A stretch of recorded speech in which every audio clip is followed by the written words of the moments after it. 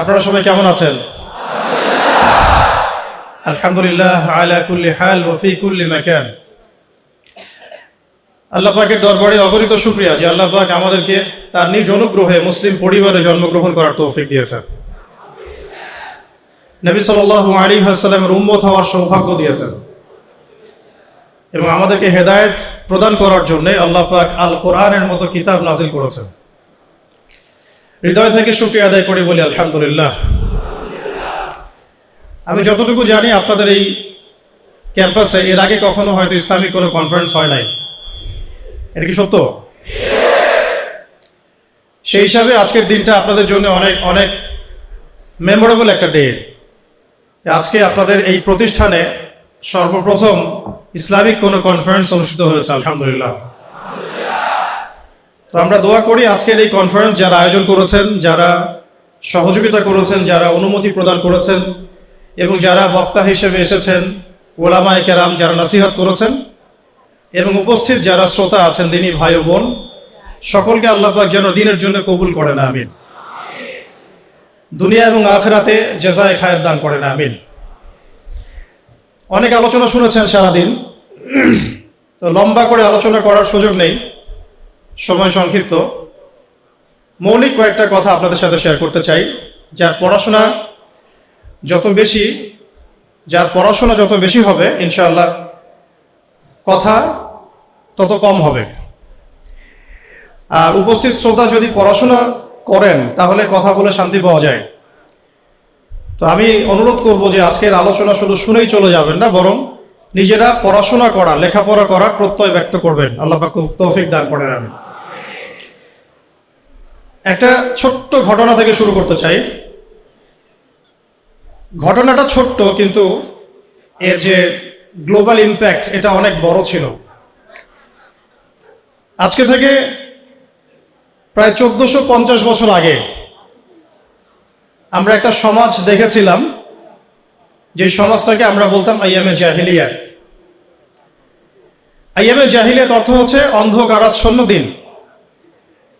এই কথাটা এখনকার সেকুলার সমাজে বা ইসলাম বিরোধী শিবিরে একটা গালিতে পরিণত হয়েছে, আইয়ামে জাহিলিয়াত। কখন আমরা প্রশ্ন করি না যে কেন আমরা সেই যুগটাকে আইয়ামে জাহিলিয়াত বলি, কি কারণে বলি? আসলে কি সেই যুগটা আইয়ামে জাহিলিয়াতের সবচেয়ে বড় যুগ ছিল, নাকি ওই আইয়ামে জাহিলিয়াত গুলো এখনো আমাদের সমাজে আছে? এই বিষয়গুলো আমরা কখনো ভাবি না বা আলোচনা করি না। গল্পের শুরুটা এখান থেকে করছি যে ওই সমাজটাকে আমরা আইয়ামে জাহিলিয়াত বলছি মূলত 5টা কারণে। তো মনে রাখার চেষ্টা করবো ইনশাআল্লাহ। শেষের দিকে যদি সময় পাই তাহলে আপনাদেরকে আমি কিছু প্রশ্ন উত্তর ধরবো, যদি আপনারা বলতে পারলে কোনো পুরস্কার নাই, দোয়া, শুধু দোয়া। 1 নম্বর কারণ ছিল শিরক, আল্লাহ পাকের তাওহীদের সাথে, একত্ববাদের সাথে অংশীদার সাব্যস্ত করা, শিরক। আমাদের ইউনিভার্সিটিতে শিরক নামে কোনো চ্যাপ্টার নাই, কোনো ফ্যাকাল্টি নাই। আল কোরআনুল কারীমে আল্লাহ পাক বলেছেন ইন্না শিরকা লাযুলমুন আযীম, পৃথিবীতে সবচেয়ে বড় জুলুমটাই হচ্ছে শিরক। কিন্তু শিরক কি এবং কেন, কত প্রকার, কিভাবে এখান থেকে বাঁচবো, এরকম কোনো ফ্যাকাল্টি আমাদের ইউনিভার্সিটিগুলোর মধ্যে নাই। ব্যাপারটা কি মানে অদ্ভুত না? নবী সাল্লাল্লাহু আলাইহি ওয়াসাল্লাম বলেছেন শেষ জামানায় সবচেয়ে বড় ফিতনা হবে মাসিহুদ দাজ্জাল। আনফরচুনেটলি সবচেয়ে বড় ফিতনা সম্পর্কে আমাদের কোনো ফ্যাকাল্টি নাই। অথচ নবী সাল্লাল্লাহু আলাইহি ওয়াসাল্লাম বলেছেন যে পৃথিবীতে আদম আলাইহিস সালাম থেকে শুরু করে শেষ নবী মুহাম্মদ সাল্লাল্লাহু আলাইহি ওয়াসাল্লামের উম্মত পর্যন্ত দাজ্জালের চেয়ে ভয়ঙ্কর কোনো ফিতনা আসে নাই, আসবেও না। কিন্তু আমাদের কোনো ফ্যাকাল্টি নাই। দাজ্জাল কে, কেন, কিভাবে, কোথা থেকে আসে, উৎপত্তি কি, তার ফাংশন কি, তার রোলটা কি হবে, কিভাবে সে ফিতনা ছড়াবে, তার ফিতনাগুলো কেমন হতে পারে, ইত্যাদি ইত্যাদি। তো যেটা বলছিলাম যে বড় বড় বিষয়গুলো নিয়ে আমাদের কোনো ফ্যাকাল্টি নাই। এটা অদ্ভুত না? এই ওয়ার্ল্ডে ইসলামিক ইকোনমিক্স যারা জানেন না বা বুঝেন না, তারা কোনো না কোনোভাবে হারাম খাবেন, কোনো না কোনোভাবে হারামে লিপ্ত হতেই হবে। কিন্তু ইসলামিক ইকোনমিক্স এবং মডার্ন ইকোনমিক্স, যেটা ওয়ার্ল্ড ব্যাংক এবং IMF এর আন্ডারে চলে, এটার কম্প্যারিজন নিয়ে আমাদের সাবজেক্ট খুব একটা নাই। আজকে আপনারা সবাই স্টুডেন্ট, তাই আমি কিছু একাডেমিক কথা বলবো ইনশাআল্লাহ। তো শুরুটা গল্প থেকে যদিও করেছি, আমার টপিকটা কিন্তু একাডেমিক। আমরা কিভাবে কনস্ট্রাকটিভ সিলেবাস মেনটেন করে পড়াশোনা করব বা কিভাবে আমরা জ্ঞানতাত্ত্বিক একটা বিপ্লব সংঘটিত করতে পারি, এটাই মূল উদ্দেশ্য আর কি। একদিনের আপনাদের এই কনফারেন্সে এসে চলে যাওয়াটা আমার উদ্দেশ্য না। উদ্দেশ্য হচ্ছে আপনাদের মধ্যে কিছু মানুষ তৈরি করা, যারা আগামী দিনে এই জায়গাগুলোতে দাঁড়াবেন, কথা বলবেন, জাতিকে নেতৃত্ব দিবেন ইনশাআল্লাহ। আপনাদের উদ্দেশ্যটা কি? একটা প্রোগ্রাম অ্যারেঞ্জ করাই কি উদ্দেশ্য? আপনাদের লক্ষ্যটা কি? নিঃসন্দেহে এটা একটা সূচনা, এটা নিশ্চয়ই শেষ নয়, এটা একটা সূচনা ইনশাআল্লাহ। আল্লাহ পাকের কাছে শুকরিয়া যে আল্লাহ পাক সূচনাটা আমাদের হাতে করার তৌফিক দিয়েছেন, আলহামদুলিল্লাহ। এটা আল্লাহ পাক রহম করে আমাদেরকে তৌফিক দিয়েছেন, এখানে আমাদের কোনো ক্রেডিট নাই। লা হাওলা ওয়ালা কুওয়াতা ইল্লা বিল্লাহ, লা মালজা ওয়ালা মানজা মিনাল্লাহি ইল্লা ইলাইহি। তো আইয়ামে জাহিলিয়াত কেন বলি ওই যুগটাকে? কারণ সে যুগে শিরক ছিল এক নাম্বার মৌলিক সমস্যা, যেটা এখনকার বিশ্বে সবচেয়ে বড় গ্লোবাল মৌলিক সমস্যা। এখনকার শিরকটা শুধু ধর্মতাত্ত্বিক না, এখনকার শিরকটা হচ্ছে পলিটিক্সের শিরক আছে, ইকোনমিক্সের শিরক আছে, কালচারের শিরক আছে, আপনার বিধর্মীদের মধ্যে তো আছেই। এছাড়াও আমাদের যে পড়াশোনার যে সিস্টেম, এডুকেশন যে প্যাটার্ন, এখানেও শিরক আছে। আস্তে আস্তে আমি ধরাই দিচ্ছি ইনশাআল্লাহ। তো তখনকার শিরকটা ছিল একটা সাময়িক প্রেক্ষাপট, একটা ক্ষুদ্র পরিসরে। এখনকার শিরকটা হচ্ছে গ্লোবাল। এটা যদি আপনি ফাইন্ড আউট করতে না পারেন, ইন্না শিরকা লাযুলমুন আযীম, এর মধ্যে পড়ে যাব। আর সূরা মাঈদার মধ্যে অন্য একটা আয়াতে আল্লাহ পাক বলেছেন যে ব্যক্তি মানে শিরকে লিপ্ত হচ্ছে, ইন্নাহু মান ইউশরিক বিল্লাহ ফাকাদ হারামাল্লাহু আলাইহিল জান্নাহ, আল্লাহ পাক তার জন্য জান্নাতকে হারাম করে দিয়েছে। নাউযুবিল্লাহ। যে ব্যক্তি শিরকে লিপ্ত হচ্ছে, আল্লাহ পাক তার জন্য জান্নাতকে হারাম করে দিয়েছেন। ওয়া মাওয়াহুন নার, তার জন্য আবাসস্থল হবে জাহান্নাম। ওয়া মা লিয-যালিমিনা মিন আনসার, জালেমদের জন্য কোনো সাহায্যকারী নাই। এখানে শিরককারী ব্যক্তিকে আল্লাহ পাক জালেম বললেন, কারণ ইন্না শিরকা লাযুলমুন আযীম, এই জন্য। এছাড়াও সূরা নিসা যদি আপনারা পড়েন, আপনারা দেখবেন আল্লাহ পাক একাধিকবার বলেছেন যে ইন্নাল্লাহা লা ইয়াগফিরু আন ইউশরাকা বিহি, আল্লাহ পাক তার সাথে শিরকের গুনাহটা মাফ করেন না। ওয়া ইয়াগফিরু মা দুনা যালিকা লিমান ইয়াশা, আল্লাহ পাক এছাড়া যে কোনো গুনাহ যাকে ইচ্ছা মাফ করতে পারেন। যত বড় গুনাহ আমরা করি না কেন, আল্লাহ পাক মাফ করতে পারেন ইনশাআল্লাহ। কিন্তু শিরকের গুনাহ নিয়ে কেউ যদি কবরে চলে যায়, নাউযু বিল্লাহি মিন যালিক, তাহলে এটা ক্ষমা হবে না, এটা স্পষ্ট। তাহলে এটা নিয়ে আমাদের কনসিয়াস থাকা উচিত ছিল, কিন্তু আনফরচুনেটলি আমাদের 15 বছরের শিক্ষা সিলেবাসে শিরক নামে কোনো কিতাব নাই। পড়েছেন কি কখনো? পরীক্ষা দিয়েছেন? Assignment private? সুবহানাল্লাহ। মুসলিম কান্ট্রির শিক্ষা ব্যবস্থা আস্তে আস্তে আসতেছে ইনশাআল্লাহ। শুরুতেই গলা টিপে ধরা যাবে না, তাই না? আস্তে আস্তে ইনশাআল্লাহ। দ্বিতীয় প্রবলেম ছিল রিবা। রিবা মানে কি? মাশাআল্লাহ, আপনারা তো জানেন। তো তখনকার সুদটা ছিল আবু জেহেল, আবু লাহাবদের দারুন নাদওয়া কেন্দ্রিক। মানে দারুন নাদওয়া মানে হচ্ছে তৎকালীন সময়কার পার্লামেন্ট আর কি। এখনকার অনেকটা ইউনাইটেড নেশনসের মতো। সরাসরি নামটা নিলাম কেন? কারণ দারুন নাদওয়া যা হতো ইউনাইটেড নেশনস এখন তাই হয়, কোনো পার্থক্য নাই। তো দারুন নাদওয়া কেন্দ্রিক অর্থনৈতিক একটা ব্যবস্থা ছিল। তো সেখানে মূল ভিত্তিটা ছিল রিবা। আর এই রিবা ছিল কয়েকটা সেক্টরে, মানে কয়েকটা প্রকারভেদ ছিল এখানে। কিন্তু এখনকার গ্লোবাল যে রিবা, এখানে এত প্রকারভেদ আছে যেটা বোঝাতে হলে আপনাকে একদিন একটা ফুল ডে সেমিনার করতে হবে অনলি অন রিবা। এত ক্যাটাগরিজ আছে, এত প্রকরণ আছে, যেটা আমি 2 ঘন্টায় বলে শেষ করতে পারবো না। সারাদিন সময় লাগবে, 3-4টা সেশন লাগবে। এমনকি ঈদের আগের দিন আপনারা যে টাকাগুলো কিনছেন, বেশি টাকা দিয়ে কচকচা টাকা নিচ্ছেন, এর মধ্যে রিবা আছে। যে পেপার মানিটা আপনার মানি ব্যাগের মধ্যে আছে এখন, এখানেও রিবা আছে। যে মনিটরি সিস্টেমটার মধ্যে আমরা আমাদের সেন্ট্রাল ব্যাংকগুলোকে ফাংশন করেছি, এর মধ্যে রিবা আছে। যে ওয়ার্ল্ড ব্যাংক থেকে লোন নেওয়ার জন্য আমরা উঠে পড়ে লেগেছি, এর মধ্যে রিবা আছে। যে ইলেকট্রনিক মানি আপনি বায়বীয়ভাবে পাস করছেন, এক্সচেঞ্জ করছেন, কেনা বেচা করছেন, এর মধ্যে রিবা আছে। রিবার এত ক্ষেত্র আছে যেটা আসলে সংক্ষিপ্ত সময়ে বোঝানো সম্ভব না। শুধু এতটুকু বলবো, ওই জামানা রিবা ছিল একটা নির্দিষ্ট ক্ষেত্র বিশেষে। এখনকার রিবা হচ্ছে পুরো গ্লোবাল ইকোনমিক সিস্টেমটাই দাঁড়িয়ে আছে অন দ্য বেসিস অফ রিবা। আল্লাহ পাক আমাদেরকে বোঝার তৌফিক দান করে। আর আপনারা খুব ভালো করেই জানেন রিবা এর 70 বা 73টা পাপের শাখা আছে। তার সবচেয়ে নিচের শাখাটা কি? নিজের মাকে বিয়ে করা। আমরা সবাই কম বেশি নাউযুবিল্লাহি মিন যালিক এই পাপের সাথে সম্পৃক্ত। আর সবচেয়ে মজার ব্যাপারটা দেখেন, আমাদের এই 15-20 বছরের যে এই এডুকেশন সিস্টেম মানে প্যাটার্নটা আমাদের এখানে Islamic the comparison between Islamic economics and world economics এমন কোনো সাবজেক্ট আপনার নাই আছে? 15 বছরে পড়েছেন ভাই? অনেস্টলি বলেন। আপনারা যেখানে বসে আছেন আমিও একসময় ওখানে বসেছি আমরাও। তো এই সিলসিলাটা কিন্তু আমরাও পার করেছি, এসএসসি, এইচএসসি, অনার্স, মাস্টার্সের ব্যাপারগুলো। এই পুরো 15 থেকে 16 বছরে বা আরো বেশি 18 বছরে the comparison between Islamic economics and the world economics এরকম কোনো সাবজেক্ট আমরা পড়ি নাই। শিরকের উপর কোনো সাবজেক্ট আমরা পড়ি নাই।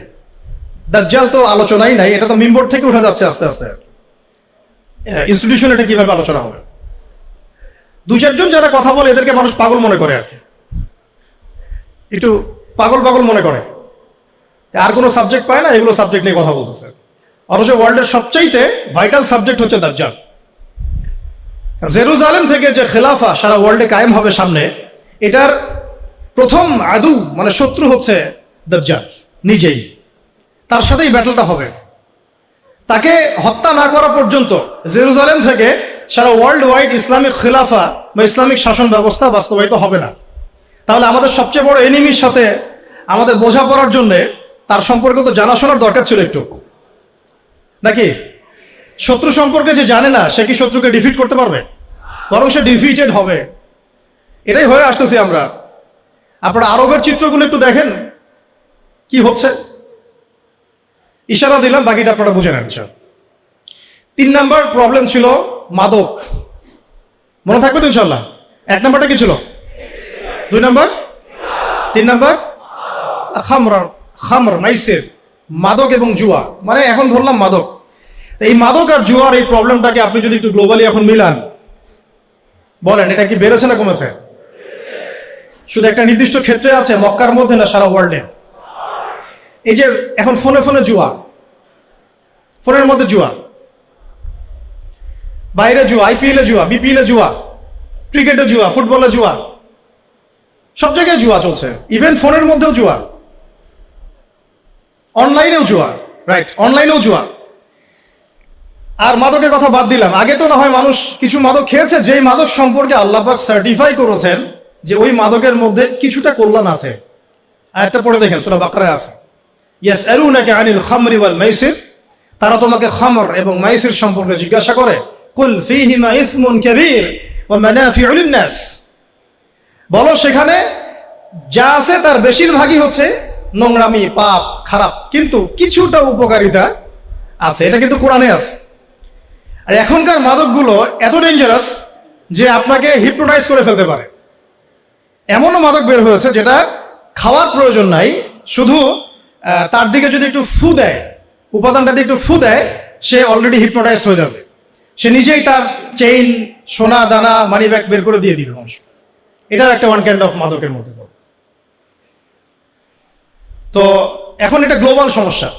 আমি আপনাদেরকে বোঝাতে চাচ্ছি যে কম্পারিজনটা খুব বেশি দরকার, যে আমরা কি আসলে আইএমএ জাহিলিয়াত থেকে বের হতে পেরেছি কিনা। গল্পটা একটু ছোট হলেও মেসেজগুলো অনেক ডিপ। 3 নাম্বার হচ্ছে, এটা 3 বললাম না, 4 নাম্বার হচ্ছে নারী জাতির অবমাননা। এটা ছিল আইএমএ জাহিলিয়াতের সুন্নাত। সুন্নাহ মানে আদর্শ, এই জন্য বললাম সুন্নাত। আইএমএ জাহিলিয়াতের সুন্নাত। মেয়েদেরকে জীবন্ত কবর দেওয়া হতো। এখনো দেখা যায় গর্ভে মেয়ে বাচ্চা এসেছে, এটা শুনলে অনেকেই বাচ্চাদেরকে পেটেই মেরে ফেলছেন। যদিও বাংলাদেশ মুসলিম কান্ট্রি বলে সংখ্যাটা অনেক কম, কিন্তু আমাদের পার্শ্ববর্তী রাষ্ট্রে এটা সংখ্যা অনেক বেশি। মেয়েদের বৈবাহিক অধিকার দেওয়া হতো না, সম্পত্তির অধিকার দেওয়া হতো না। তো এখন বা এটা কোথায় হচ্ছে? বিবাহ বহির্ভূত সম্পর্কে এখনকার সমাজ জর্জরিত। জিনা এখন সমাজে প্রকট, ব্যভিচার প্রকট। এখনকার সমাজে মেয়েদের সম্পত্তির অধিকার পর্যন্ত আমরা নিশ্চিত করতে পারি নাই। এমনকি শিক্ষার অধিকারটুকু কিন্তু অনেক ক্ষেত্রে নিশ্চিত হয় নাই। আর তারা যদি শিক্ষা অর্জন করতে ঘরের বাইরে আসে, তাদের নিরাপত্তা কিন্তু নিশ্চিত হয় নাই। হয়েছে কি? ধর্ষণ কি বেড়েছে না কমেছে? আপনারা সবাই সাক্ষী এগুলো। আদম শুমারির মতো যদি কোনো সতীত্ব শুমারি করতে পারে বাংলাদেশে কেউ, সে দেখবে যে বাংলাদেশে অনার্স পড়ুয়া বহু ছেলে মেয়ে অনার্স শেষ করার আগেই তাদের সতীত্ব নষ্ট করে ফেলছে। এছাড়া টিজিং তো আছেই, অ্যাবিউজিং তো এগুলো তো আছেই। তো নারীর অবমাননার বিষয়গুলো যদি বলতে শুরু করি, এটা আলাদা সেশন লাগবে। এটা আপনারা সবাই বুঝতে পারছেন যে আমরা ওই দুষ্ট চক্র থেকে বের হতে পারি নাই।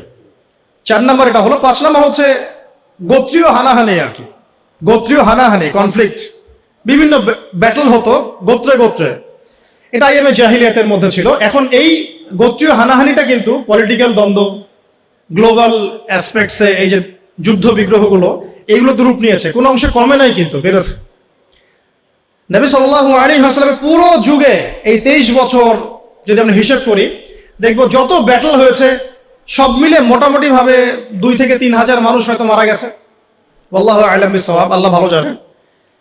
এখনকার হিস্ট্রিগুলো যদি পড়েন, ভিয়েতনাম যুদ্ধে কতজন মানুষ মারা গেছে, যখন চাইনিজদের মধ্যে কনফ্লিক্টটা হয়েছিল মাও সেতুংয়ের সময়, তখন কতজন মানুষ মারা গেছে, রাশিয়ানদের সোভিয়েতের সময় ওই বিপ্লবের সময় কতজন মানুষ মারা গেছে। আচ্ছা, ফার্স্ট ওয়ার্ল্ড ওয়ারে আসেন, কতজন মানুষ মারা গেছে। সেকেন্ড ওয়ার্ল্ড ওয়ারে আসেন, কতজন মানুষ মারা গেছে। কতজন না, কত কোটি। কতজন না, সংখ্যাটা কিন্তু কত কোটি। এটা ছিল ইংল্যান্ডের ওয়ার্ল্ড অর্ডার। তো ইউএসএর যে ওয়ার্ল্ড অর্ডার, যখন সে পৃথিবীতে আসছে অ্যাজ এ রুলিং স্টেট, তখন সারা বিশ্বে যত যুদ্ধ বিগ্রহ হয়েছে এর মধ্যে কত লক্ষ কত কোটি মানুষ মারা গেছে। সবচেয়ে বড় কিলার স্টেট পৃথিবীতে এটা, যেটার সাথে বন্ধুত্ব করার জন্য আমরা উঠে পড়ে লেগেছি এখন আর কি। আমি একটা জিনিস সতর্ক করতে চাই আপনাদেরকে, যে ইয়াজুজদেরকে তাড়িয়ে দিয়ে মাজুজদেরকে মাথার উপরে নিয়ে আসবেন না। ইশারা দিয়েছি, এটা রূপক অর্থে বলেছি। আবার এটা মনে করবেন না যে এরাই মাজুজ, এটা যুলকারনাইনের সেই ইয়াজুজ মাজুজ না, আমি রূপক অর্থে বলেছি। কারণ ইয়াজুজ আর মাজুজের ফাংশন কি?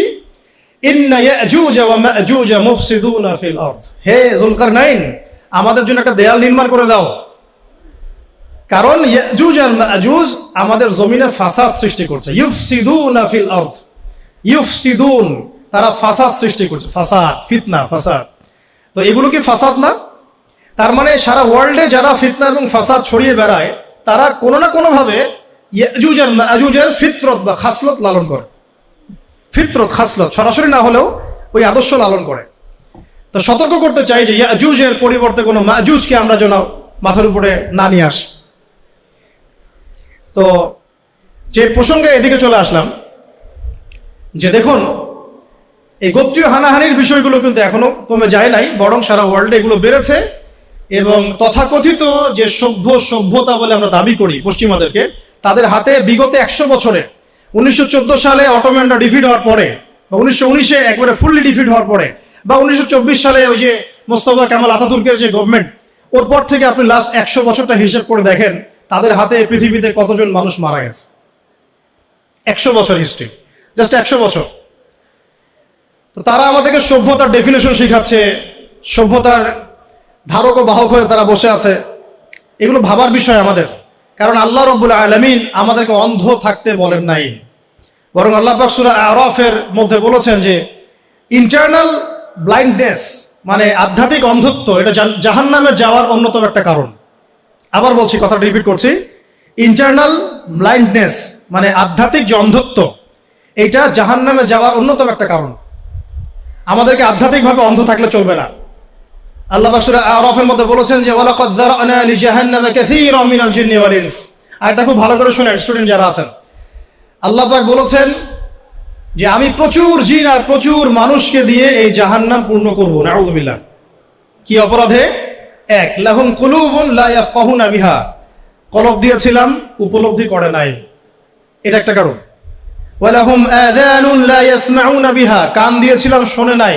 এই কান না, এই কান, এই কানে সবাই শুনে, কান দিয়েছিলাম শোনে নাই। ওয়ালাহুম আ'য়ুনুন লা ইউবসিরুনা বিহা, চোখ দিয়েছিলাম দেখে নাই। এই চোখ দিয়ে সবাই দেখে, এই চোখ, সবাই এই চোখ দিয়ে দেখতে পারে না। এটা হলো আধ্যাত্মিক অন্ধত্ব, যেটা জাহান্নামে যাওয়ার একটা কারণ। আল্লাহ পাক আমাদেরকে বোঝার তৌফিক দান করেন। আল্লাহ পাক পরে বলেছেন উলাইকা কাল আনআম, এরা হচ্ছে মানুষ না, এরা হচ্ছে জানোয়ারের মতো। আনআম মানে গবাদি পশু, ক্যাটলস। বাল হুম আদাল, বরং তারা এর চাইতেও নিকৃষ্ট। উলাইকা হুমুল গাফিলুন, তারা হচ্ছে গাফেল সম্প্রদায়। আল্লাহ পাক আমাদের আধ্যাত্মিক অন্ধত্ব দূর করার তৌফিক দান করেন। এখন একটু এই জায়গায় একটু কনক্লুশনে আসি। এই যে 5টা প্রবলেমের কথা আমি বললাম, এই 5টা প্রবলেম এখনকার ওয়ার্ল্ডে আছে না নাই? শর্ট স্কেলে আছে না লার্জ স্কেলে আছে? গল্পটা হচ্ছে এই যে এই 5টা জাহেলিয়াত পূর্ণ সমাজ ব্যবস্থাকে আল্লাহ রাব্বুল আলামিন একজন ব্যক্তির হাত দিয়ে এবং একটা কিতাবের মাধ্যমে পরিবর্তন করে দিয়েছেন। আলহামদুলিল্লাহ। ভলিউমটি একটু বাড়ানো। আবার বলছি, এই যে 5টা জাহিলিয়াতে পূর্ণ সমাজ ব্যবস্থা, যেটাকে আমরা আইয়ামে জাহিলিয়াত বলছি, এই আইয়ামে জাহিলিয়াতকে আল্লাহ রাব্বুল আলামিন একজন ইলাহ, এক আল্লাহ, একজন নবীর হাতে একটা কিতাবের মধ্য দিয়ে পরিবর্তন করে দিয়েছেন মাত্র 23 বছরে। সুবহানাল্লাহ। আবার বলছি, একজন আল্লাহ, একজন নবী, একটা কিতাবের মাধ্যমে আল্লাহ রাব্বুল আলামিন উইদিন 23 ইয়ার্স ওই আইয়ামে জাহিলিয়াতকে শুধু পরিবর্তনই করেন নাই, বরং ওইটা চেঞ্জ করে একটা নতুন আলোকিত সমাজ বিনির্মাণ করেছেন। বিনির্মাণ বলবো না, আমি বলবো প্রতিষ্ঠিত করে দিয়েছে, যেটার ফল এখন পর্যন্ত আমরা ভোগ করছি 1450 বছর পরে এসে। আমরা এই কথাগুলো জানলাম কিভাবে? ওই 1450 বছর আগেকার মেহনতের ফসল। আমরা পড়াশোনা করে দেখছি যে আসলাফদের এত বড় বড় কিতাব আছে যেগুলো এখন পর্যন্ত অনুবাদই হয় নাই। আমরা যা পেয়েছি আমাদের সামনে, এটা হবে মূল লেখার হয়তো 3 ভাগের 1 ভাগ, 2 ভাগ অনুবাদই হয়নি এখন পর্যন্ত। অনুবাদ করাই হয়নি, সেই যোগ্যতা সম্পন্ন তালেবে ইলম বের হয়নি। খুব গভীর বিষয়গুলো। আল্লাহ পাক আমাদেরকে বোঝার তৌফিক দান করেন। এখন তাহলে কনক্লুশন হচ্ছে, এরকম সমাজ ব্যবস্থা পরিবর্তন করা সম্ভব। সেই আল্লাহ রাব্বুল আলামিনের দাসত্ব লাগবে, সেই একজন নবীর আনুগত্য লাগবে, এবং সেই একটা কিতাবের হক আদায় করতে হবে, এবং সেই নবী মুহাম্মদ সাল্লাল্লাহু আলাইহি ওয়াসাল্লামের সুন্নতকে অনুসরণ করতে হবে, ঠিক সাহাবায়ে কেরাম রাদিয়াল্লাহু আনহুম আজমাইন যেভাবে করেছেন সেইভাবে।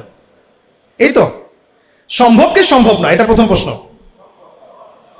এটা কি তাত্ত্বিক কথা যে সম্ভব না? প্র্যাকটিক্যালি হয়েছিল কখনো? এবং হয়ে কি সেটা মানে থেমে গিয়েছিল না? এটা বছরের পর বছর, যুগের পর যুগ চলেছে। আমি তো বলবো শতাব্দীর পর শতাব্দী চলেছে, তাই না? অটোম্যানদের যে মানে খিলাফা স্টেট যেটাকে আমরা বলছি, এটা তো অ্যাবলিশ হয়েছে বেশি দিন হয় নাই, 100 বছর, হাইয়েস্ট হলে 120 বছর হবে। এর আগ পর্যন্ত বিশ্ব কিন্তু এভাবেই দেখেছে। নবী সাল্লাল্লাহু আলাইহি ওয়াসাল্লামের যুগ, 4 খলিফার যুগ, উমাইয়াদের প্রায় 100 বছরের শাসন ব্যবস্থা, তারপর আব্বাসীয়দের প্রায় 550 বছর শাসন ব্যবস্থা, তারপরে ফাতেমিরা ছিল একদিকে, ওইদিকে কর্ডোভার দিকে আব্দুর রহমান, তার শাসন ছিল, তারপরে মামলুকরা এসেছে, মুঘলরা শাসন করেছে, তুর্কিরা করেছে, এভাবে চলেছে, বছরের পর বছর চলেছে। লাস্ট 100 বছরে আমাদের চিত্রটা একদম টোটালি ডিফারেন্ট। আমরা এখন মানে ডমিনেটেড। আগে আমরা ডমিনেট করতাম সারা ওয়ার্ল্ডকে, এখন আমরা ডমিনেটেড। তবে এটাও বেশি দিন থাকবে না ইনশাল্লাহ, কারণ অচিরেই আবার সেই খেলাফা স্টেট সামনে আসছে ইনশাল্লাহ। এটা যে আসছে তো এক্সাম্পল আপনারাই, যেটা যেখানে হওয়ার কথা না সেটা সেখানে হচ্ছে। মানে কি? মানে টেবিল ঘুরছে, আলহামদুলিল্লাহ।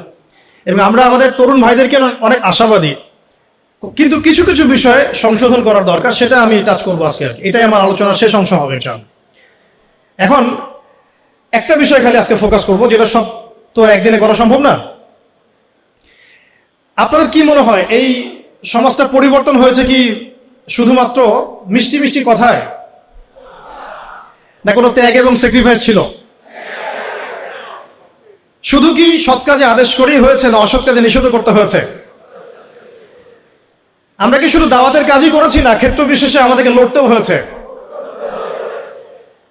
প্রয়োজনে আমাদেরকে মার খেতে হয়েছে, সবর করতে হয়েছে, আবিসিনিয়াতে চলে যেতে হয়েছে, তায়েফে যেতে হয়েছে, মদিনায় হিজরত করতে হয়েছে, প্রয়োজনে বদরে যেতে হয়েছে, উহুদে আসতে হয়েছে, খন্দকে আসতে হয়েছে।